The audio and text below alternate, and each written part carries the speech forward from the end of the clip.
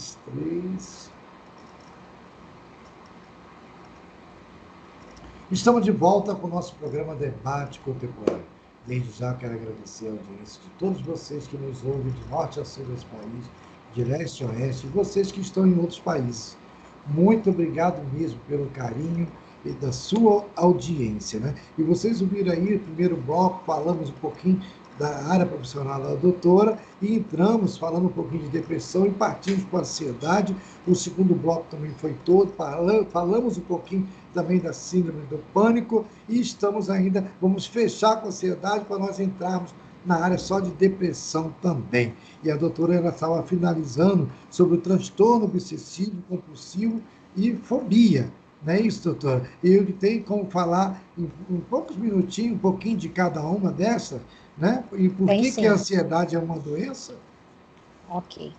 O TOC, né, iniciando pelo transtorno obsessivo compulsivo, né, TOC com TOC, né, significa que a pessoa ela sofre com obsessões mentais e compulsões nas ações e nos comportamentos.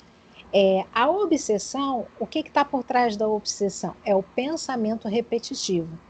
A compulsão é o ato repetitivo. Então, as compulsões já são atos. Uma pessoa ela pode ter uma compulsão alimentar, então ela vai se alimentar de forma exacerbada. Ela pode ter uma compulsão sexual, é como se ela não vivesse sem relação sexual. Ela pode ter compulsão por jogos. Então, aquela repetição e aquela ansiedade, porque por trás do toque há muita ansiedade, ela já vira um ato, né, dentro da compulsão e dentro do toque. O toque, quando a gente fala mais especificamente de toque, a gente fala a palavra compulsão, é como se a gente tirasse um pedacinho do toque, né, para falar dessas compulsões específicas que eu citei. Mas, quando a gente fala, né, das obsessões, a gente já vai para o campo do pensamento e não necessariamente para o campo daquilo que já virou uma ação, tá ok? Então, a diferença da obsessão e da compulsão é essa. Mas quando a gente fala especificamente de um comportamento de toque, a gente já dá aqueles exemplos mais clássicos, como uma pessoa que tem uma mania de limpeza, por exemplo, como uma pessoa que tem uma mania de verificação. Existe o toque de verificação, que é aquele que a pessoa vai, por exemplo, conferir várias vezes se ela fechou a porta. E aí ela está, às vezes, lá na esquina já, e ela volta, eu acho que eu deixei o gás aberto. Aí vê e não deixou o gás aberto. Porque, às vezes as pessoas têm... O que é o meu pensamento paranoico e o que é a intuição, né? As pessoas me perguntam muito isso, né? A intuição, você lá na frente você vai ver que aquele seu pensamento estava certo. No pensamento exacerbado, excessivo, paranoico e achando que tem algo de errado, você vai ver que não tinha nada de errado. Então, você vai chegar, vai voltar em casa e o gás não estava vazando. E se é o Você vai contrário voltar... também, deixar tudo desarrumado também, bagunçar tudo, querer bagunçar os cômodos todo da casa. Isso também. Sim, também faz parte, porque aí já é a acumulação. Então, para falar, especificar um pouquinho mais o toque, então eu estava falando do toque de verificação, que é esse da porta. O de limpeza é muito comum, né? Que a pessoa tem. Aí qual é a diferença? Você pode me perguntar. De um toque de limpeza para a pessoa ser uma pessoa limpa, né? Isso. Existe ali um limite. Existe uma linha ali tênue, mas existe um limite. Quando você já limpou aquilo uma vez, aquilo já está limpo. Se a pessoa volta limpando aquilo, e volta e limpa de novo, e não está satisfeito com aquilo, mesmo tendo feito mais de uma vez, aquela pessoa, ela tem um toque de limpeza, tá ok?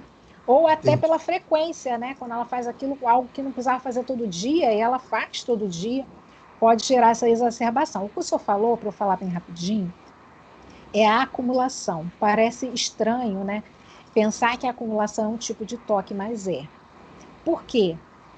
Porque por trás da acumulação, dos acumuladores, né, existem tantos documentários sobre acumuladores, é algo muito interessante de se ver, porque é um sofrimento tão grande, é um apego muito grande a coisas que parece que são para preencher um vazio na alma. E se tirar, até quando você tem um acumulador, você tem que ir com cuidado nesse tratamento, porque até alguns parentes às vezes ficam muito irritados, né, com aquela situação, vão lá e tiram tudo de um dia para o outro. Essa pessoa pode cair numa depressão profunda e pode tentar até um suicídio. Porque é como se dentro da mente dela ela precisasse daquilo tudo para ser feliz, sabe? No fundo ela sabe que não precisa, mas é como se ela fosse acumulando coisas para que ela pudesse se distrair de algo que a feriu, de algo Entendi. que faltou, algo que ela perdeu. Então, por que o acumulador também tem toque? Porque ele tem também pensamentos obsessivos e ele tem uma compulsão, ou seja, um ato repetitivo de acumular coisas.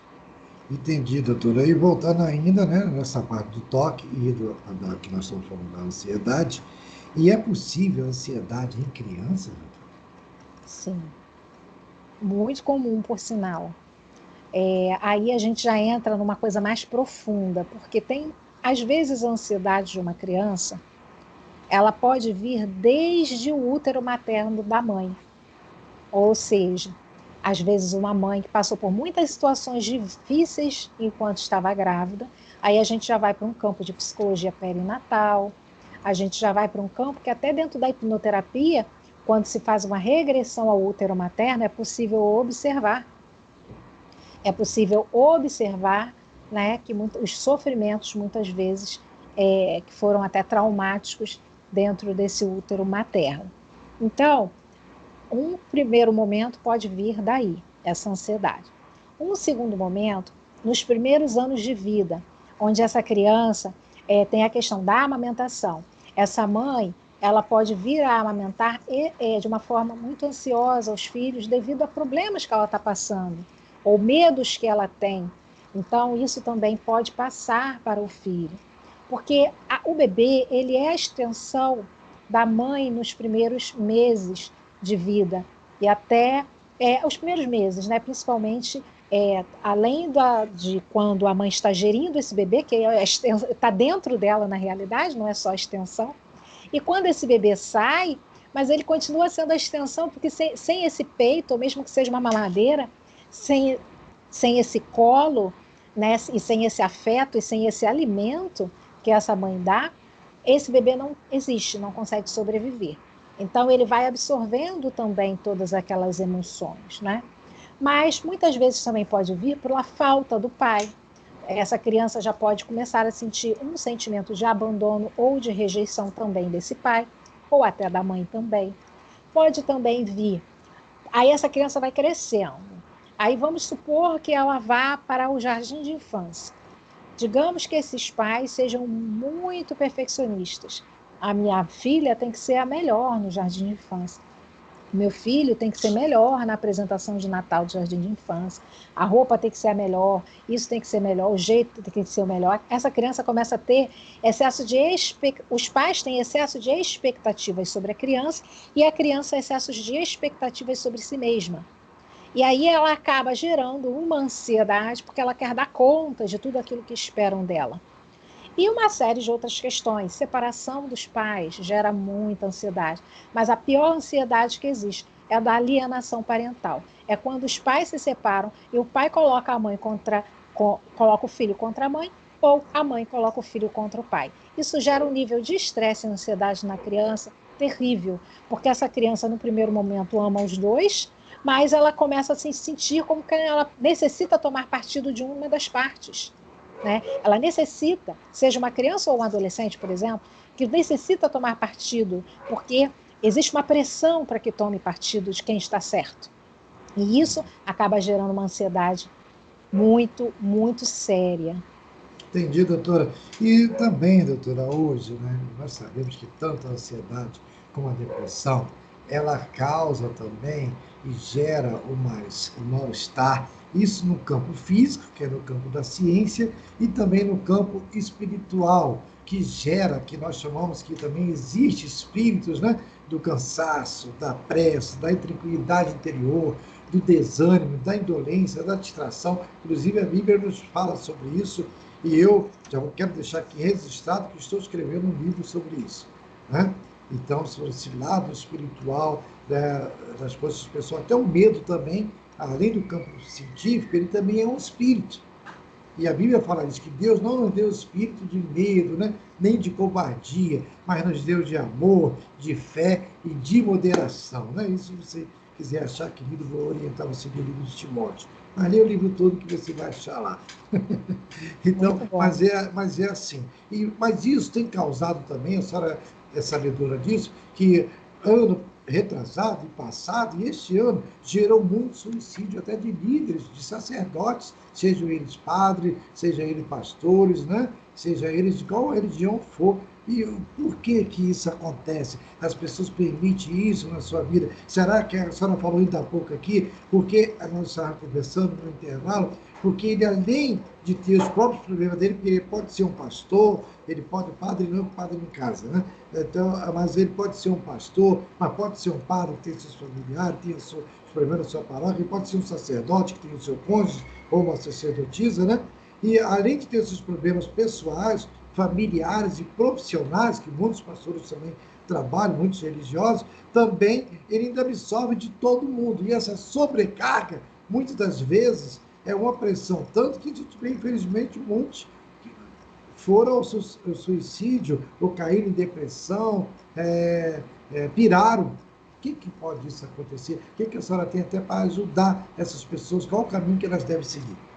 Joia. Todo líder, ele se sente responsável. Ele se sente responsável por um grupo. E quando se trata de uma liderança espiritual, isso se torna ainda mais forte, porque é uma responsabilidade sobre almas, é uma responsabilidade que a pessoa toma para si de que ela contribua naquela salvação espiritual daquela pessoa. O que eu vejo é que tudo na vida a gente tem que buscar o caminho do meio. O caminho do meio é o caminho do equilíbrio. Se a gente for observar a balança, né, a gente vai observar que é justamente o quê? É até o símbolo da justiça, é a balança. O equilíbrio entre as partes. Então, eu tenho a balança, se eu colocar 50 quilos aqui e colocar só 5 quilos aqui, né, ou 2 quilos aqui, então isso vai dar um desequilíbrio. Então, a gente precisa equilibrar a vida, equilibrar as partes. Eu entendo que um sacerdote, por exemplo, ele precisa equilibrar as partes da sua vida. Então, se eu tenho uma vida pessoal, assim como um terapeuta, né? Se eu tenho a minha vida pessoal, eu preciso tirar um tempo para olhar para ela, para cuidar disso, para também perceber o que não me favorece ou até me aborrece dentro da minha vida pessoal e também ter a humildade de buscar ajuda. Isso é muito importante. E se eu tenho uma vida sacerdotal ou profissional, que eu preciso estar orientando outras pessoas, que eu também busque esse equilíbrio nessa orientação, que eu busque essa humildade de saber que eu sou um instrumento, mas que o outro tem o livre-arbítrio. Porque o que acontece, né? Às vezes dói ver que a pessoa está escolhendo o pior caminho. Às vezes é claro e nítido para a gente que a pessoa vai se afundar com aquela escolha. Mas como que nós vamos, assim, interferir exacerbadamente nessas escolhas? Às vezes o outro não está preparado para ouvir aquilo ou para agir de uma maneira diferente. E aí você quer a todo custo que aquilo aconteça e tal, e nem aquilo acontece, nem você fica satisfeito. Então, nós temos, até eu falo na minha posição de terapeuta, que, assim, dosar a satisfação e a insatisfação e saber o que é meu, o que é do outro é do outro. Eu preciso cuidar da minha parte, né, do como eu lido com as situações, tanto minhas pessoais quanto as profissionais, procurar sempre mais equilíbrio, cada vez mais na forma de lidar com tudo isso e até com as questões do mundo, né, como nós temos aí hoje tantas, e saber que a questão do outro é do outro, que eu posso ser, sim, um instrumento, levar uma orientação, levar uma oração, se eu sou religioso, religiosa, eu posso levar uma terapia, mas sempre existe aquilo que é da pessoa diretamente com o Criador, que é o livre-arbítrio. E o que eu sempre coloco na minha mente, quando eu me percebo, né, ficando um pouco assim, alterada comigo mesma por dentro, com alguma situação que me parece absurda, que venha do outro, que venha de alguém, eu começo a pensar, né, voltar, né, o meu pensamento para que, se Deus, que é Deus, deu livre-arbítrio às pessoas, quem sou eu para tirar o livre-arbítrio delas? E aí eu deixo a pessoa livre. Porque quando eu percebo que aquela pessoa não vai aceitar uma intervenção, eu percebo que ela precisa de tempo para que ela vá amadurecendo os pensamentos e os sentimentos. Quem sabe lá na frente, até por uma questão da vida, às vezes ela não vai pelo amor, mas ela vai pela dor. Ela precisa, às vezes, passar por aquela dor, para que lá na frente ela consiga chegar àquela conclusão que, de repente, você acha que já é clara para você, mas para ela não é. Então, às vezes, a gente precisa baixar um pouquinho a bola, deixar que o outro pense por si, haja por si, entregar nas mãos de Deus. Eu penso que não só o sacerdote, mas o terapeuta, ele tem que entregar muito nas mãos de Deus, porque ele Isso não vale tem para o todos, né? controle, Não só o terapeuta, o porque senão médico, o é o professor, terapeuta todo militar. ou o sacerdote que vai começar com a crise de ansiedade, porque quer controlar também esse comportamento do outro. E não há como, né? A gente orienta, a gente ajuda, auxilia. Em alguns pontos a gente faz até das tripas coração, mas chega um momento que você tem que falar, não, peraí, essa situação ou essa pessoa, agora é o contrário, agora eu vou reduzir gradativamente, para que venha o desejo e a vontade da própria pessoa. Freud diz, pastor, que o desejo do analista não pode ser maior do que o do analisando. Eu também penso que o desejo de um pastor, de um religioso, não pode ser maior do que das suas ovelhas e das pessoas que ele orienta. Então, a pessoa tem que ter o desejo de transformação, o querer dentro dela. Se ela não tiver, tem que dar tempo ao tempo, não adianta. É isso aí, muito bom, doutor e queridos ouvintes. Você está se sintonizando agora conosco. Nosso tema de hoje é depressão e ansiedade. E estamos aqui falando sobre ansiedade. E a Bíblia nos diz o quê? Não fiqueis ansiosos por coisa alguma. Né? Lá em Pedro, né? Nas cartas de Pedro, ele fala sobre isso. Já naquela época, viu, doutora? Já tinha. E Isso ainda que tem Deus uma que eu, estimou. Sim, pode falar. tem uma que eu amo. Olhai os lírios do campo, não tecem nem fiam e nada lhes falta. Verdade. Então você não pode, tem que confiar em Deus, confiar e se lançar, se jogar. Não é porque com a criança dá na altura, se joga no colo do pai, porque ela confia. Né? Então é a mesma coisa. Um livro, a senhora falou isso, me fez lembrar o livro de Jó, né? O capítulo 3, versículo 25, também nos diz assim: aquilo que eu penso vem sobre mim, e aquilo que eu temo é o que me acontece. Então, pense em coisas boas que vai vir sobre você. Se você pensa em coisas ruins, vai vir sobre você. Então, lança sobre o Senhor toda a vossa ansiedade, que Ele vai cuidar de vocês.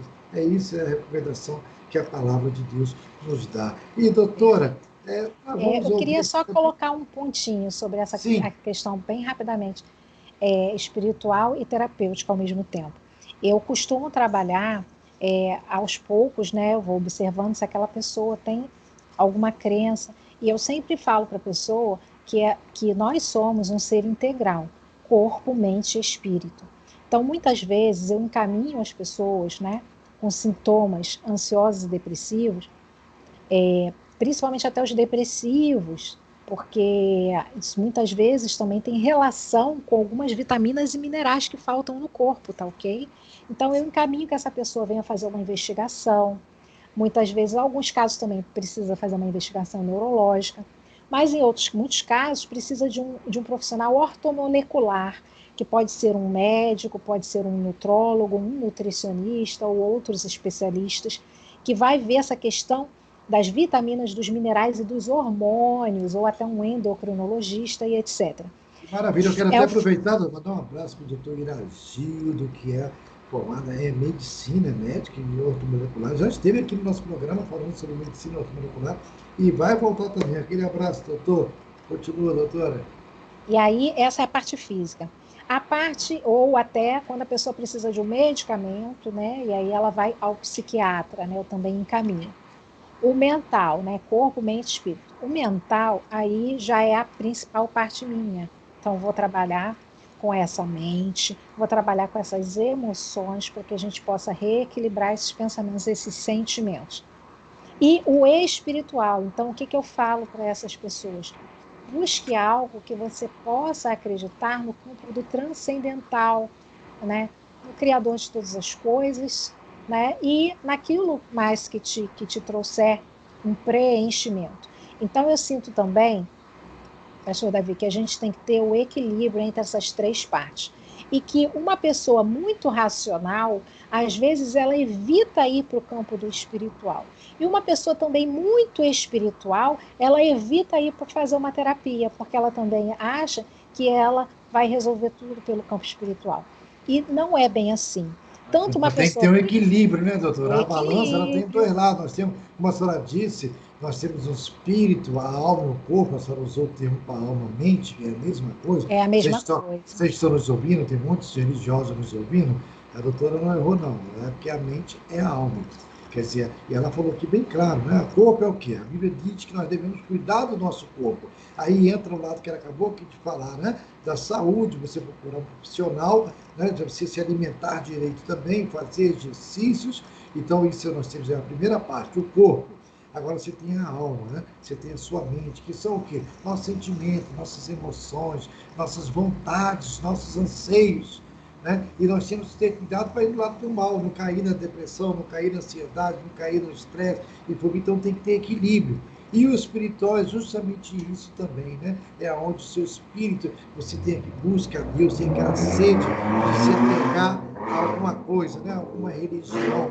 Mas eu quero até aproveitar o ensejo para dizer a todos vocês que nos ouviram que religião nenhuma salva ninguém, queridos. Começando até pelo Evangelho. Religião nenhuma salva ninguém.